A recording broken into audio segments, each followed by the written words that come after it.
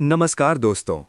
आज की इस वीडियो में हम एक ऐसी यात्रा पर निकलने वाले हैं जो शुरू होती है आपके घर की अलमारी से और पहुंचती है एक बड़ी फैक्ट्री के अंदर और फिर वहीं से एक नई शक्ल लेकर वापस आपके घर तक लौटती है। ज़रा सोचिए, आपकी अलमारी में टंगे हुए पुराने कपड़े जिन्हें आप अब नहीं पहनते, कुछ छोटे हो गए हैं, कुछ का रंग फीका पड़ गया है, कुछ फैशन से बाहर हो गए हैं और कुछ बस यूं ही पड़े हैं। अक्सर हम क्या करते हैं, या तो उन्हें किसी को दे देते हैं या फिर कचरे में डाल देते हैं। लेकिन क्या आपने कभी सोचा है उन कपड़ों का आगे क्या होता है? क्या वे हमेशा के लिए कचरे के ढेर में दब जाते हैं या क्या उनके लिए कोई दूसरा रास्ता भी है? आज की इस वीडियो में हम वही रास्ता देखने वाले हैं। हम देखेंगे कि कैसे आपके घर से निकला एक पुराना कपड़ा ट्रक में भरकर एक फैक्ट्री तक पहुंचता है। वहां उसके साथ क्या होता है, कैसे उसे अलग किया जाता है, कैसे उसे छोटे छोटे टुकड़ों में तोड़कर फिर से रेशा बनाया जाता है, कैसे वही रेशा धागा बनता है, धागा कपड़ा बनता है और कपड़ा एक नया उत्पाद बनकर फिर से बाजार में आता है। और सबसे खास बात, हम इस पूरी यात्रा को ऐसे देखेंगे जैसे हम खुद वहां मौजूद हों।